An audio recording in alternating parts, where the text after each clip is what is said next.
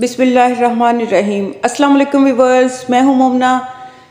پہلے کو قافلہ جہاز کی کافی ساری ایپیسوڈ آپ کے ساتھ شیئر کر چکی ہوں، ایک اور ایپیسوڈ کے ساتھ حاضر ہوں۔ جو لوگ ہمارے ساتھ نئے شامل ہوئے ہیں ان سے میری ریکویسٹ ہے کہ پہلی ایپیسوڈ سے سٹوری سننا شروع کیجیے گا تاکہ آپ کو پتہ چل سکے کہ ماں بانو کون ہے اور حسان کون ہے۔ سٹوری شروع کرتے ہیں۔ رات کے وقت ماں بانو نے حسان کا بازو جھنجھوڑ کر اسے گہری نیند سے بیدار کیا۔ اس نے بدحواس ہو کر آنکھیں کھولی اور بستر سے کود کر کھڑا ہو گیا۔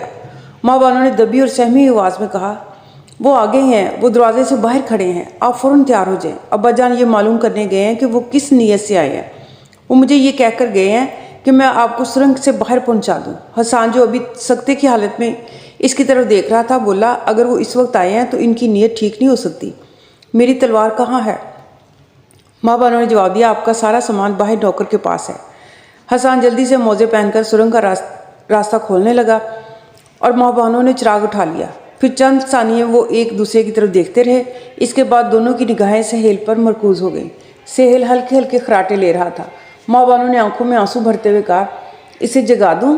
نہیں۔ حسان یہ کہہ کر آگے بڑھا اور سہیل کی پیشانی پر بوسہ دینے کے بعد ماں بانو کے ہاتھ سے چراغ لے کر سرنگ کے اندر داخل ہو گیا۔ وہ اس کے پیچھے چل پڑی۔ چند قدم چلنے کے بعد اس نے مڑ کر ماں بانو کی طرف دیکھا اور کہا، اب آپ کو میرے ساتھ آنے کی ضرورت نہیں ہے۔ آپ واپس جا کر سرنگ کا راستہ بند کر لیں اور جب سہیل بیدار ہو تو اسے تسلی دینے کی کوشش کریں۔ ماں بانو نے کہا، آپ میری فکر نہ کریں، حویلی کا دروازہ اس قدر مضبوط ہے، اگر وہ حملہ کر بھی دیں تو بھی کم از کم صبح تک ہمارے آدمی انہیں روک سکتے ہیں۔ ہاں، باہر نکل کر بالا خانے کے دریچے سے ابا جان کے اشارے کا انتظار کریں گے۔ اگر انہوں نے آپ کے لیے کوئی خطرہ محسوس کیا تو وہ دریچے میں چراغ رکھ دیں گے، ورنہ تھوڑی دیر تک کوئی نوکر ہمارے پاس پہنچ جائے گا۔ حسان کچھ کہے بغیر آگے چل دیا۔ سرنگ کے آخری سرے پر پہنچ کر حسان نے جلتا ہوا چراغ نیچے رکھ دیا۔ تھوڑی دیر بعد وہ سرنگ سے باہر چاند کی روشنی میں کھڑے تھے۔ ان کے دل دھڑک رہے تھے، ان کی زبانیں خاموش تھیں اور ان کی نگاہوں میں پیاسی روحوں کی فریاد تھی۔ پھر انہوں نے غیر شعوری طور پر ایک دوسرے کا ہاتھ تھام لیا اور جنگل کی خاموش فضا اچانک نغموں سے لبریز ہو گئی۔ ایک لمحے کے لیے وہ مسرت کے آسمان کی بلندیوں پر پرواز کر رہے تھے اور وہ ایک لمحہ غم کی اتھاہ گہرائیوں میں بھی ڈوب رہے تھے۔ پھر اچانک انہوں نے ایک دوسرے کا ہاتھ چھوڑ دیا اور جنگل کی فضا نغموں کے بجائے سسکیوں سے لبریز ہو گئی۔ حسان نے کہا، آپ یہیں ٹھہریں، میں نوکر کو جگا کر واپس آتا ہوں۔ ماں بانو نے کہا، جائیے، لیکن مجھے یقین ہے کہ نوکر جاگ رہا ہوگا، پھر بھی اسے خبردار کرنا ضروری ہے۔ حسان وہاں سے چل دیا۔ تھوڑی دیر بعد وہ واپس آیا تو وہ تیر و کمان اور تلوار سے مسلح تھا۔ ماں بانو کے قریب پہنچ کر اس نے کہا، آپ کا خیال درست تھا، مجھے آپ کے نوکر کو جگانے کی ضرورت پیش نہیں آئی۔ ماں بانو نے کہا، وہ اکیلا نہیں ہے، اس جنگل میں ایک اور نوکر پہرا دے رہا ہے اور ان دونوں کو یہ معلوم ہے کہ اگر ان میں سے کوئی رات کے وقت سو گیا تو دوسرے اسے جگانے کے بجائے قتل کر دے گا۔ ابا جان کا یہی حکم ہے۔ کچھ دیر خاموش رہنے کے بعد بلاخر ماں بانو نے کہا، یہ عجیب بات ہے کہ جب تک آپ سفر کے لیے تیار نہیں تھے میں یہ دعا کرتی تھی کہ آپ چلے جائیں۔ مجھے ہمیشہ اس بات کا خوف رہتا تھا کہ آپ کی زندگی خطرے میں ہے، لیکن اب میری سب سے بڑی خواہش ہے کہ کاش آپ ایک دن اور ٹھہر سکتے۔ حسان نے کہا، یہاں سے رخصت ہونا میری زندگی کی سب سے بڑی آزمائش ہے۔ ماں بانو نے کہا، مجھے معلوم ہے سہیل آپ کو کتنا عزیز ہے، لیکن کاش وہ آپ کے ساتھ جا سکتا۔ حسان نے کہا، اگر سہیل میرا ساتھ دے سکتا تو بھی یہاں سے رخصت ہوتے وقت میرے احساسات یہی ہوتے۔ آپ جانتے ہیں میں آپ کو بھول نہیں سکوں گی، مجھے ہمیشہ آپ کا انتظار رہے گا۔ ماں بانو نے یہ کہہ کر سر جھکا دیا اور جنگل میں تھوڑی دیر کے لیے خاموشی چھا گئی۔ بلاخر حسان نے کہا، کاش مجھے معلوم ہوتا کہ اس وقت آپ کے مکان کے دروازے پر کیا ہو رہا ہے۔ آپ کے ابا جان نے ابھی تک اطلاع نہیں دی۔ ماں بانو نے کہا، اگر انہیں خطرہ محسوس ہوتا تو وہ یقیناً آپ کو اطلاع کر دیتے۔ حسان نے کہا، ایسی اطلاع مجھے اس صورت میں ملے گی جب کہ ابا جان مکان پر حملے کا خطرہ محسوس کریں گے۔ ماں بانو نے جواب دیا، آپ کو پریشان نہیں ہونا چاہیے، مجھے امید ہے کہ آپ کو بھاگنے کا موقع مل جائے گا۔ حسان بولا، اگر یہ صورت ہوئی تو میں بھاگنا پسند نہیں کروں گا، میں صرف اس اطمینان کے ساتھ یہاں سے جا سکتا ہوں کہ اس گھر کی حفاظت کے لیے میری ضرورت باقی نہیں رہی۔ آپ واپس چلے جائیں، میں دروازے کی طرف جا کر پتہ کرتا ہوں۔ نہیں، ماں بانو نے اس کا بازو پکڑتے ہوئے کہا، آپ اس طرف نہیں جا سکتے، کچھ دیر اور اطلاع نہ ملی تو ہم نوکر کو بھیج کر پتہ کر لیں گے۔ مجھے آپ کی بہادری پر کبھی شک نہیں ہوا، لیکن آپ کو سہیل کا خیال کرنا چاہیے۔ حسان کچھ کہنا چاہتا تھا لیکن ماں بانو نے ہونٹوں پر انگلی رکھ کر اسے خاموش رہنے کا اشارہ کیا۔ درختوں کے پیچھے کسی کے پاؤں کی آہٹ سنائی دی۔ حسان نے تیر نکال کر कमान पर चढ़ा लिया और झुकी हुई शाखों के नीचे घुटनों के बल होकर इस तरफ झांकने लगा। फिर वो जल्दी से उठा और पीछे हटकर महबानों से मुखातिब हुआ, ये काउस है और शायद हमें तलाश कर रहा है। इसकी चाल से मालूम होता है कि अब कोई खतरा नहीं है। काउस ने दबी हुई जुबान में महबानों को आवाज़ दी और वो दोनों दरख्त की ओर से बाहर निकल आए। काउस ने शिकायत के लहजे में कहा, आपको सुरंग के करीब रहना चाहिए था, आप कहाँ गायब हो गए थे? अब आप अंदर तशरीफ़ ले जाएं। अगर पहरेदार हमाकत ना करते तो हमें इस कदर परेशानी ना होती। महबानों ने पूछा, तुम्हारा मतलब है कि पहरेदारों ने हमें यूं ही परेशान किया है? काउस ने जवाब दिया, उन्होंने दरवाजे से बाहर घोड़ों की टाप सुनी थी और ये समझ लिया कि वो तूरज के आदमी है, और जब उन्होंने दरवाज़ा खोलने के लिए कहा तो पहरेदारों ने जवाब देने के बजाय दूसरे नौकरों को जगाना शुरू कर दिया। मेरी बेवकूफ़ी ये थी कि मैंने सोचे समझे बगैर भागकर आका को जगा दिया, और जब हमारे आका गुस्से की हालत में दरवाजे पर पहुंचे तो पता चला कि वो मुदाइन के सिपाही हैं और वहाँ से आपके भाई के साथ आए हैं। भाईजान आ गए हैं? महबानों ने अपने दिल में मसरत की धड़कनें महसूस करते हुए सवाल किया। काउस ने जवाब दिया, नहीं, वो कल आएंगे।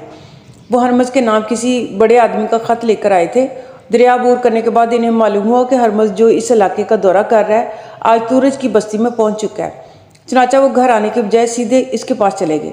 ज़रबख्त जो ख़त लाया था इसका हरमज पर ये असर हुआ कि इसने इसे अपने पास ठहरा लिया।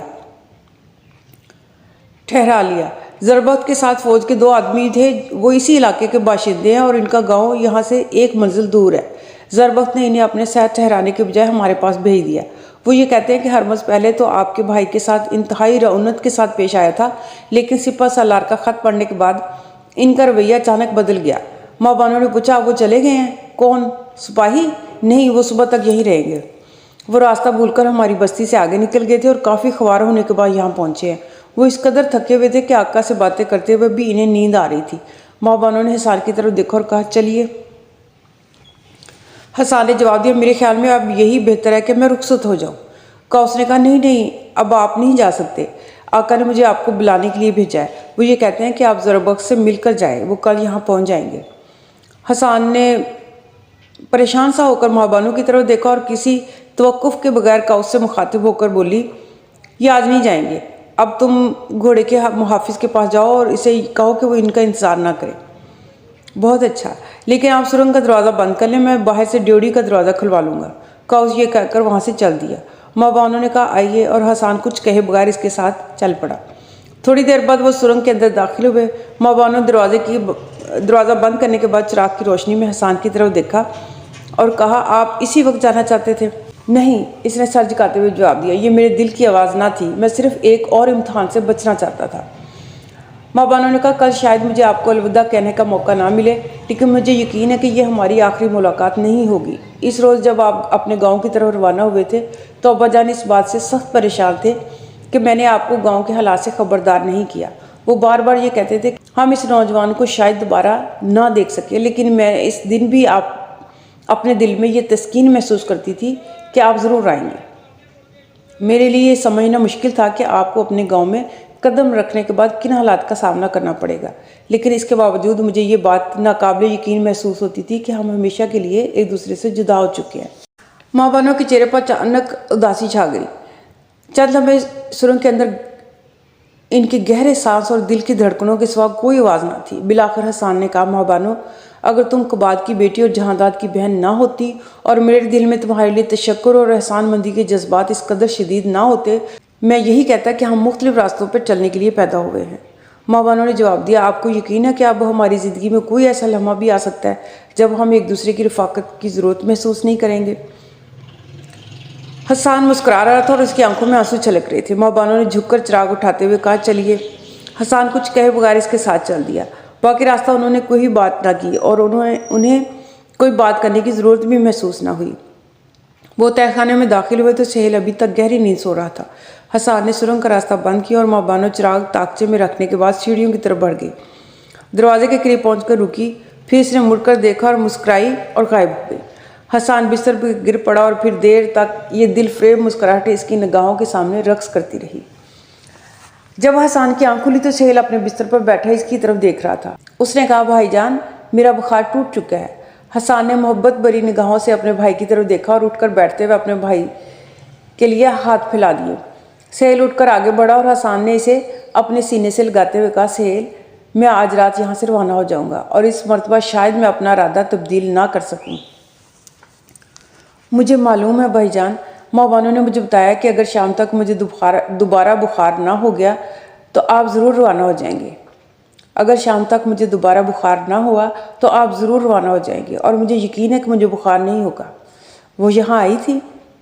ہاں بھائی جان، اور ان کے ساتھ ان کا بھائی بھی تھا۔ آپ سو رہے تھے، میں آپ کو جگانے لگا تھا لیکن انہوں نے منع کر دیا تھا۔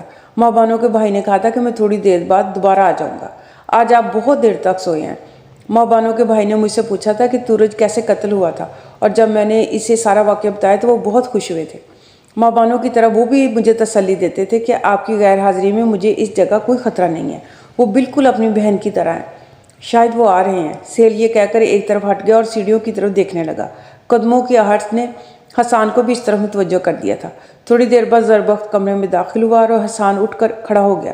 زربخت نے انتہائی بے تکلفی کے ساتھ آگے بڑھ کر مسافے کے لیے ہاتھ بڑھایا اور کہا، میرا نام زربخت ہے اور میرا خیال ہے ہم بہت حد تک ایک دوسرے کے ساتھ متعارف ہو چکے ہیں۔ میرے نزدیک جہانداد کے دوست کا درجہ بڑے بھائی سے کم نہیں ہے۔ تشریف رکھیے، حسان نے کہا۔ زربخت سہیل کے بستر پر بیٹھ گیا اور حسان اور سہیل اس کے سامنے دوسرے بستر پر بیٹھ گئے۔ زربخت ایک خوش وضع نوجوان تھا اور اس کے چہرے پر پہلی نگاہ ڈالنے کے بعد حسان کا تاثر یہ تھا کہ اگر ان کی ملاقات کسی دور افتادہ مقام پر ہوتی تو بھی اس کی دل کی دھڑکنیں اس بات کی گواہی دیتی کہ وہ جہانداد کے بھائی کے سوا اور کوئی نہیں ہو سکتا۔ زربخت نے کہا، آپ کے متعلق سنتے ہی یہاں آیا تھا لیکن آپ سو رہے تھے۔ میری بہن نے مجھے بتایا تھا کہ آپ نے ساری رات بے آرامی میں گزاری ہے، اس لیے میں نے آپ کو جگانا مناسب نہ سمجھا۔ اب آپ ناشتہ کر لیں، میں اتنی دیر میں گاؤں کا چکر لگا کر واپس آ جاؤں گا۔ اس کے بعد ہم سارا دن بھائی جان کے متعلق باتیں کریں گے۔ مدائن میں مجھے کئی آدمی ملے تھے جو جنگ کے ایام میں بھائی جان کے ساتھ تھے، لیکن وہ مجھے اس سوال کا جواب نہیں دے سکے تھے کہ عالمیوں کی جنگ کے بعد ان پر کیا گزری تھی۔ وہ بھائی جان کے ایک عرب دوست کی بہادری کا بھی اعتراف کرتے تھے، لیکن عالمیوں کی جنگ کے بعد وہ بھی ان کے ساتھ ہی کہیں غائب ہو گیا تھا۔ اب آپ آ گئے ہیں اور میں آپ کی زبان سے ساری باتیں سننا چاہتا ہوں۔ میں بہت جلد واپس آ جاؤں گا۔ زربخت یہ کہہ کر اٹھنے لگا تو حسان نے اسے ہاتھ کے اشارے سے روکتے ہوئے کہا، ٹھہریے، آپ نے مجھے یہ نہیں بتایا کہ ہرمز آپ کے ساتھ کس طرح پیش آیا۔ گزشتہ رات میرے دیر سے سونے کی ایک وجہ یہ بھی تھی کہ آپ ایک ظالم انسان کے مہمان تھے۔ زربخت نے جواب دیا، ہرمز اب ہمارے اوپر ہاتھ اٹھانے کی جرات نہیں کرے گا۔ اس کے نزدیک سپہ سالار کے خط کی حیثیت شاہی فرمان سے کم نہ تھی۔ اس نے وعدہ کیا کہ ہماری ساری جائیداد واپس کر دی جائے گی۔ حسان نے پوچھا، آپ کو یقین ہے کہ آئندہ اس کے طرز عمل میں کوئی تبدیلی نہیں آئے گی؟ زربخت نے جواب دیا، ابا جان اسے قطعاً قابل اعتماد نہیں سمجھتے، لیکن مجھے یقین ہے کہ جب تک موجودہ سپہ سالار تبدیل نہیں ہوتا وہ ہمارے ساتھ برائی کی جرات نہیں کرے گا۔ ہرمز نے ہم پر اس وقت زیادتی کی تھی جب اسے اس بات کا یقین تھا کہ ہم مدائن کے اونچے ایوانوں تک نہیں پہنچ سکتے، لیکن مدائن میں شہنشاہ کے محافظ لشکر کا سالار ابا جان کو اپنا بڑا بھائی سمجھتا ہے۔ وہ ابا جان کا خط دیکھتے ہی مجھے اپنے ایک دوست کے پاس لے گیا جو عالمیہ کی جنگ میں حصہ لے چکا تھا اور بھائی جان کو اچھی طرح جانتا تھا۔ پھر یہ دونوں مجھے سپہ سالار کے پاس لے گئے اور انہوں نے ہرمز کے نام خط لکھ کر میرے حوالے کرتے ہوئے کہا، عام حالات میں ہرمز کے نام ایسا خط نہ لکھتا۔ مجھے معلوم ہے کہ ریان کا کوئی سردار اس سے زیادہ خود پسند اور مغرور نہیں، لیکن ہرمز کا علاقہ عرب کی سرحد سے ملتا ہے اور وہاں ایک ایسا انقلاب رونما ہو چکا ہے جس کے ساتھ فرات کی زرخیز زمین پر پہنچ سکتے ہیں۔ وہ اس حقیقت سے بے خبر نہیں ہو سکتا کہ عرب رومی سلطنت کی سرحدوں پر چند کامیاب حملے کر چکے ہیں۔ چنانچہ میں نے اسے مشورہ دیا ہے کہ موجودہ حالات میں اسے ان لوگوں کا تعاون حاصل کرنا چاہیے کہ جو کسی خطرے کے وقت ہمارے کام آ سکتے ہیں۔ میں نے تمہارے بھائی کی خدمت کا بھی ذکر کیا ہے۔ میں نے اشارتاً اسے یہ بھی سمجھانے کی کوشش کی ہے کہ مدائن کے کئی بااثر لوگ، بالخصوص فوج کے وہ آفیسر جو روم کے خلاف جنگوں میں حصہ لے چکے ہیں، جہانداد کے باپ پر تمہاری طرف سے کوئی سختی پسند نہیں کریں گے۔ ممکن ہے میرے خط سے اس کے رویہ میں کوئی نرمی آ جائے، لیکن اگر تم یہ دیکھو کہ اس کا رویہ تبدیل نہیں ہوا تو میرا مشورہ یہ ہے کہ تم اس کے ساتھ الجھنے کے بجائے اپنے باپ کو مدائن لے آؤ۔ مدائن سے روانہ ہوتے وقت میرا یہی خیال تھا کہ ہرمز جیسا بد مزاج آدمی سپہ سالار کے خط سے متاثر نہیں ہوگا، اور جب تک میں شاہی محل کا دروازہ کھٹکھٹانے کے قابل نہیں ہوتا ہماری پریشانیاں اسی طرح رہیں گی۔ لیکن ہرمز پر اس خط کا جو اثر ہوا وہ میری توقع سے کہیں زیادہ تھا۔ وہ یہ جاننے کے لیے بے تاب تھا کہ مدائن کے دربار میں کتنے لوگ ہیں جو ہمارے طرفدار ہیں، لیکن میں نے اسے یہ نہیں بتایا کہ میں کن لوگوں کے وسیلے سے سپہ سالار تک پہنچا ہوں، کیونکہ میں یہ جانتا تھا کہ 1 یا 2 آدمیوں کو فوج سے نکلوا دینا اس کے لیے کوئی بڑی بات نہیں۔ اس نے مجھ سے یہ بھی پوچھا تھا کہ تم سپہ سالار کے پاس جانے کی بجائے سیدھے میرے پاس کیوں نہیں آئے؟ میں نے اسے جواب دیا کہ میں آپ سے ڈرتا تھا۔ پھر اس نے پوچھا تم مجھے ظالم سمجھتے ہو؟ میں نے جواب دیا اگر میں آپ کو ظالم سمجھتا تو سپہ سالار کا خط لے کر بھی آپ کے پاس نہ آتا، لیکن ڈر تھا کہ شاید میں آپ تک رسائی حاصل نہ کر سکوں۔ حسان نے کہا میں خوش ہوں، آپ اس سے مطمئن ہو کر آئے ہیں۔ زربخت نے جواب دیا مجھے صرف یہ اطمینان ہے کہ ابا جان کچھ عرصہ آرام سے یہاں رہ سکیں گے، لیکن مجھے یہ خوش فہمی بالکل نہیں ہے کہ ہرمز جیسا انسان اپنی عادت بدل سکتا ہے۔ میں صرف یہ چاہتا ہوں کہ مجھے فوج میں ترقی کرنے کا موقع مل جائے اور اس کے بعد انہیں اپنے پاس لے جاؤں۔ اس وقت میری حیثیت ایسی نہیں کہ مدائن میں ان کے لیے کوئی اچھا مکان خرید سکوں۔ پھر مجھے یہ بھی ڈر تھا کہ ہرمز کی دشمنی مول لینے کے بعد ہم اول تو اپنا گاؤں چھوڑ کر نہیں جا سکتے، اور اگر ہم چھپ چھپا کر بھاگنے کی کوشش بھی کریں تو کسریٰ کی سلطنت کا کوئی گوشہ ہمارے لیے محفوظ نہیں ہوگا۔ اور یہاں پہنچ کر جب مجھے یہ معلوم ہوا کہ تورج کے قاتل آپ ہیں اور آپ کے چھوٹے بھائی کو کچھ دن اور یہاں رہنا پڑے گا، تو میں یہ محسوس کرتا ہوں کہ موجودہ حالات میں ہرمز کے ساتھ مصالحت کرنے کے سوا ہمارے پاس کوئی چارہ نہیں ہے۔ اب اس کے آدمی ہمارے گھر کا رخ نہیں کریں گے، لیکن میں 1 ہفتہ یہاں ٹھہروں گا، لیکن اگلے مہینے پھر 2-4 دن کے لیے گھر آنے کی کوشش کروں گا۔ اس عرصے میں اگر آپ واپس آ کر سہیل کو یہاں سے نہ لے گئے اور میں نے اس کے لیے کوئی خطرہ محسوس کیا تو میں اسے مدائن لے جاؤں گا۔ وہاں اس کی تعلیم و تربیت کا انتظام بھی ہو سکے گا، اور ممکن ہے کہ بڑا ہو کر یہ فوج میں کوئی اچھا عہدہ حاصل کرنے میں کامیاب ہو جائے، اور پھر کسی روز آپ بھی یہ محسوس کریں کہ مدائن کے حالات آپ کے لیے بھی ناسازگار نہیں ہیں۔ حسان نے کہا اگر سہیل سفر کے قابل ہوتا تو میں آپ کو تکلیف دینا پسند نہ کرتا، لیکن اب میرے لیے تنہا جانا ایک مجبوری ہے۔ بہرحال آپ سے ملاقات کے بعد میں اس کے متعلق زیادہ اطمینان محسوس کرتا ہوں۔ ابا جان اس بات سے ناراض ہیں کہ میں نے ان کے بدترین دشمن کے ساتھ مصالحت کر لی ہے، لیکن موجودہ حالات میں میرے لیے اس کے سوا اور کوئی راستہ بھی نہیں تھا۔ اگر وہ میری غیر حاضری میں آپ کو بلوائیں تو آپ انہیں سمجھانے کی کوشش کریں۔ زربخت یہ کہہ کر اٹھا اور کمرے سے باہر نکل گیا۔ 1 ساعت کے بعد حسان کباد اور زربخت کے ساتھ دسترخوان پر بیٹھا ہوا تھا۔ سہیل نقاہت کے باعث اوپر نہ جا سکا، اس لیے اس کا کھانا نیچے بھیج دیا گیا تھا، اور مہبانوں بھی اس کا جی بہلانے کے لیے نیچے جا چکی تھی۔ حسان پہلی مرتبہ کباد کے چہرے پر اطمینان کی جھلک دیکھ رہا تھا۔ وہ اس بات سے خوش تھا کہ مدائن میں زربخت کی کارگزاری نے حالات کا رخ بدل دیا ہے، اور ہرمز جیسا سفاک آدمی اپنی روش تبدیل کرنے پر مجبور ہو گیا ہے، لیکن اسے اس بات کا ملال تھا کہ شہنشاہ کے دربار میں اس کے خلاف آواز بلند کرنے کے بجائے صرف ایک نصیحت آمیز خط لکھنے پر اکتفا کیا گیا ہے۔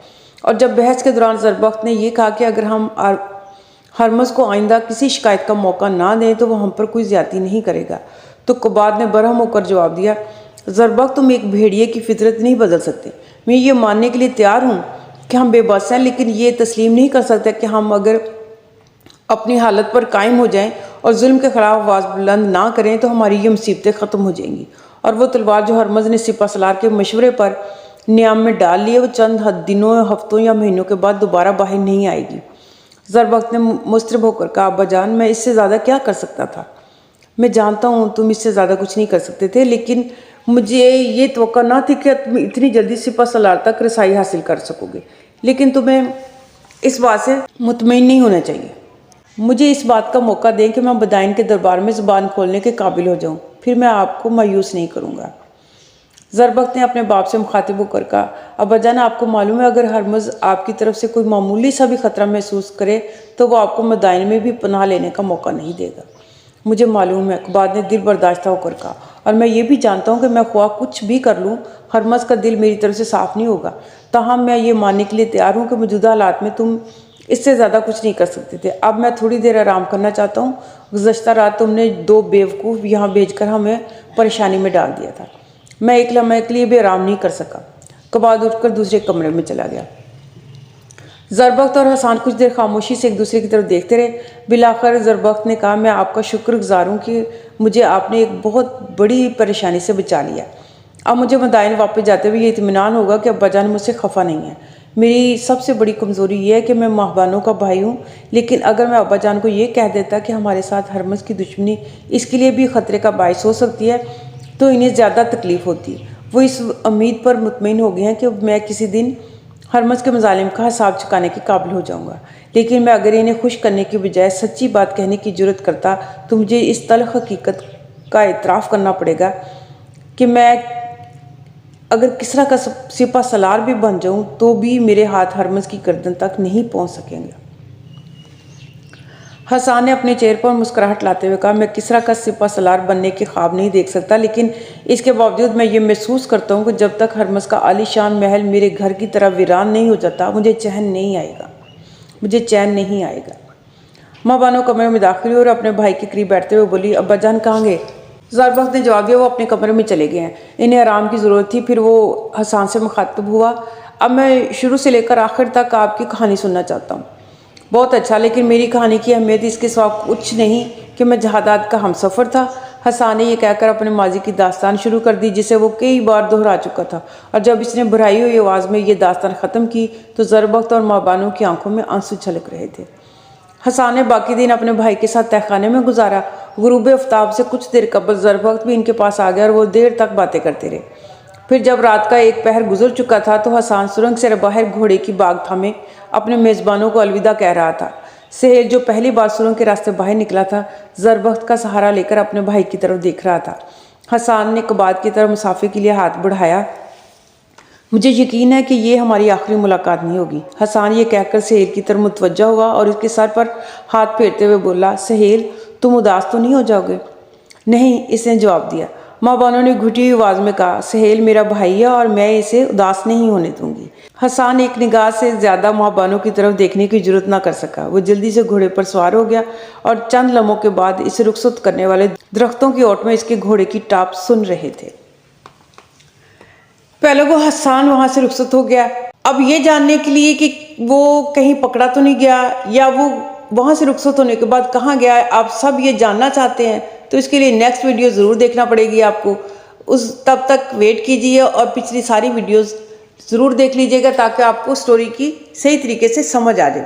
آگے سٹوری بہت مزیدار ہونے والی ہے اور یہ سٹوری کو آپ بالکل چھوڑیے گا مت، بلکہ اپنے دوستوں کو اور احباب کو بھی کہیں کہ یہ سٹوری شروع کریں۔ آگے بہت مزیدار سٹوری ہے اور حضرت عمر رضی اللہ تعالیٰ عنہ کے دور کی سٹوری ہے اور یقیناً ان کا بھی ذکر اس میں آئے گا۔ اپنا بہت سارا خیال رکھیے گا اور مجھے دعاؤں میں ضرور یاد رکھیے گا۔ اللہ حافظ۔